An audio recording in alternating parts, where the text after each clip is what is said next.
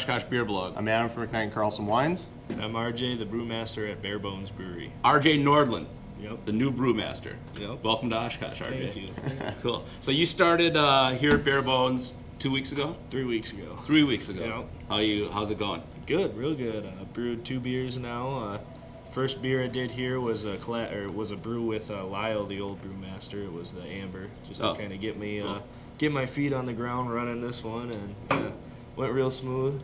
That's good. Nice. We're about to keg that up. And what's the other beer you did?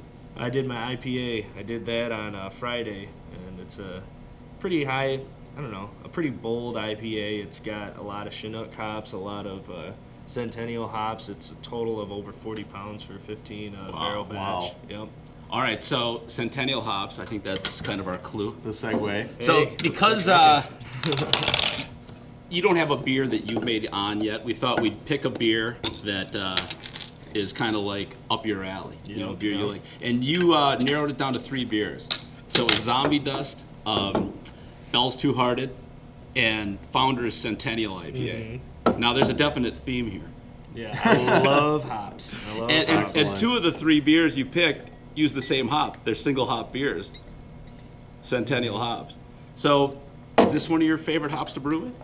I do like Centennial. Actually, my favorite hop is Chinookville. I just really love pine notes, and it's just a flavor that really pleases me. Nice. Pleases Classic, my palate. classic hop flavor. This to me is like, you get that big floral note in it, lots of citrus, some pine there. It's like, and it's got that, amber kind of malty body. It's like a classic sort of Midwestern. It is. It's a IPA. great beer. I actually got my start working at Founders. They hired me as an assistant, and I had no experience. I wasn't a home brewer. I didn't do any of that stuff. I just really wanted to learn how to do it, and all the home brewers out there know how expensive all that stuff is, and I couldn't afford it. But I applied, and Jeremy Kosmicki's, he gave me a shot.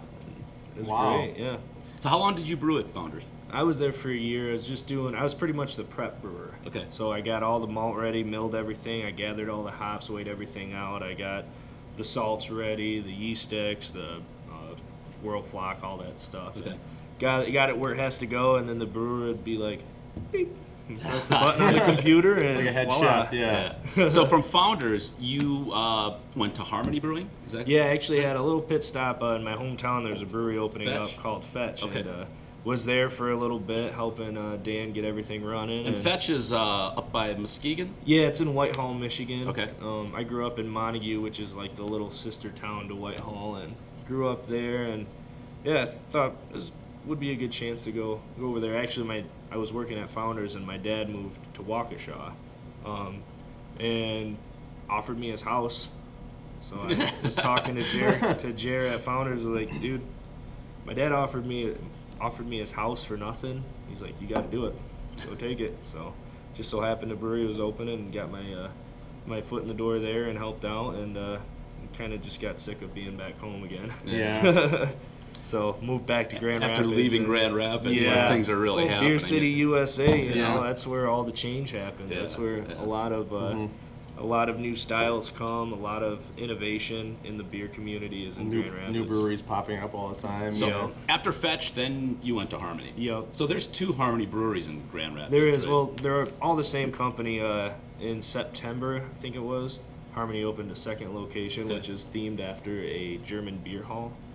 And Harmony Hall, they call it? Yep, Harmony Hall. And that we still did I did all the brewing in Easttown, did all the specialty beers and had a few recipes there, and cool. Yeah, just brewed 2 to 3 times a week, and we're just pumping them out. But we shared beers. They did all the mainstays over there, and I got to do all the fun stuff. So it was real That's fun. not bad at all. So you were brewing on how big of a system was that? It was 5-barrel there, and got to brew one time over there on the 10-barrel, and that was kind of boring because they have one of them computer ones where you just press a button and does a lot of it. I like more of the manual hands-on aspect, hands-on, do all that, which is kind of cool. We got a 15-barrel back here, but it's still all hands-on. There's no computers. You got to press to tell it to open and shut a valve. You get to actually climb around and do everything. Yeah, nice. So you've had the past week has been pretty intense. Yeah, we installed a bottling line. We got it last Thursday and didn't get it running smooth until Monday. And Monday we bottled 100 cases of beer. Wow. And Tuesday we did 70 cases. Wow. Wow. So we pumped them beers out, but it was very stressful at first. Yeah. Well, I mean, you're coming into this brewery at a time when it's really starting to expand. There's like 3 distributors now. Definitely. And you're supplying them with packaged beer. So. Yeah, we got cases and kegs. So. Nice. So what do you envision? Are the recipes going to change? Are the beers? Yeah, I'm gonna be pushing some more bolder flavors. Like I got that IPA that's just loaded with hops. I got a beer called the Bitchin' Heat that we're gonna be doing. It's a strawberry jalapeno beer. It's a red ale. Oh, nice. That's the pilot batch is going right now. I'm about to drop in the strawberry and jalapeno next week, and hopefully a week and a half after that, it'll be ready to serve. Well, I think in an increasingly flooded market, you need beers that are going to Yeah, stand I out on mean, the shelf. everybody has their pale ales. Everybody has, their ambers, their stouts or whatnot. But you need something that really pops to people. Like they see strawberry jalapeno. Whoa! I mean, just flavors like that. At Harmony, I made a beer called Los Conejos.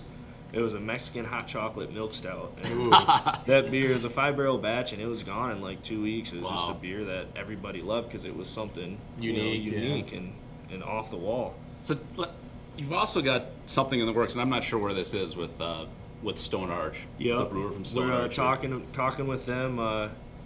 Taylor is the guy who I've been talking to, one of the brewers over there, and he said Craig, who's the head brewer, and Steve are all on board for it, and Dan here is on board, so we're going to make the Stone Bone, which is a dank pale ale, a really dank pale ale, which is a style that's big in I suppose Michigan that still sticks with the whole dog theme. The Yeah. bone, Yeah. Okay. Yeah, the dog theme, the Stone Bone, and it's a good play on both You like names saying of the that, don't you? breweries. Yeah, and it just rolls off the tongue real well. So what's the? Is this going to be a big dry hopping beer? That's going to It's only going to be probably like, I don't know, 40, 50 IBUs, Oh. but the dry hops are where you're going to get that real dank flavor.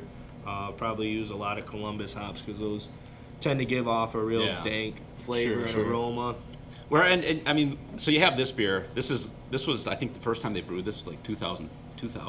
Really? I mean, this beer's been around for quite a while. So you were probably like all of 9 years old at that point, But I mean, that's where things are changing, and you seem to be going in that direction where you're more like less bitterness, because this has a pretty pronounced bitterness to it, It does.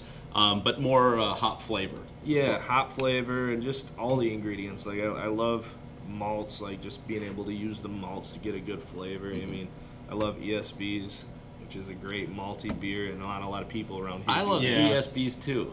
And you hardly see it. Yeah, I think nobody wants to call their beer. beer a special bitter. Well, exactly. that's and, fine. and you don't typically use the flashy, high alpha acid hops to make a beer like that. And, that's what a lot of people want, but... Great beers, though. Oh, exactly. So good. All right, we got to talk about another aspect of your personality. You're a musician. I am, yeah. I'm a musician. I've been playing around since 2009 I've been playing out. Cool.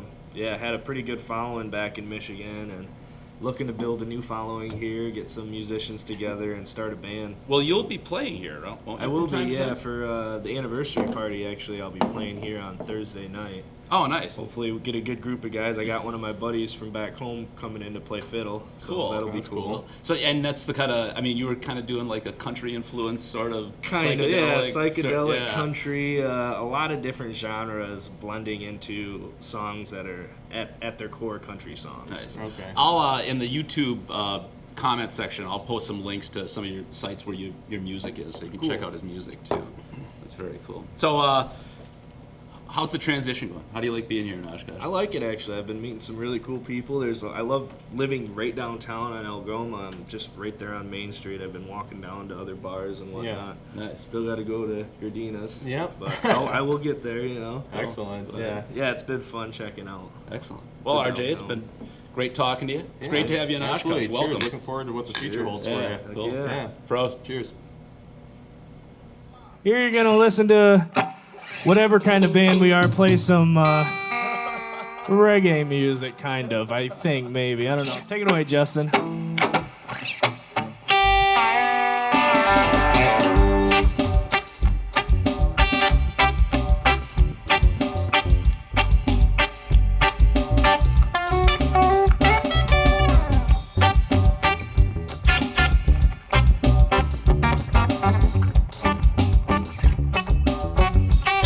story for y'all. There ain't nothing like a fifth of gin to wipe a slate all clean again. Let me tell you how I learned this to be true. See, my woman, she just up and left. She took all she owned and away she went. Don't think I ever felt so blue. At the liquor store, I looked over my options. There was Captain Cuervo and Seagram 7. But I went to Bombay that day and night. About an hour later and the bottle was dry. Still blows my mind, I'm still alive. And I walked down to the pub looking for a fight. And I said, bring it on, goddamn. Yeah, I'll take on any man. I just drank fifth of courage on my own. I ain't had the best of days, I'm gonna make somebody pay. Bring it on, goddamn, and I'll be gone.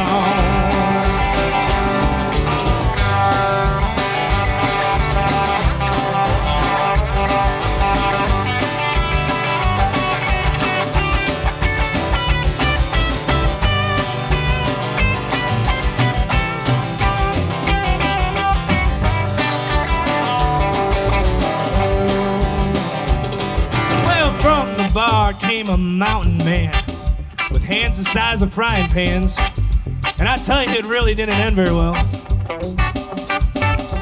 He put up his fist and I put up mine, and I threw a punch and it was way offline. He knocked my dumb ass half to hell.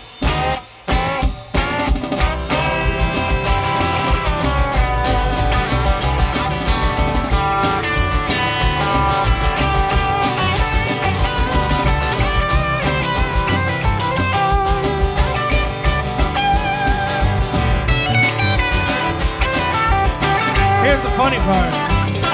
When I awoke, a week's time had passed, and I was lying in a hospital bed, and I couldn't remember my name. Nor could I remember that stinking bar, that bottle of gin on my baby's car that drove off with my love inside that day. When I said, bring it on, goddamn, I'll take on any man. The biggest, baddest, Joe stepped to the plate.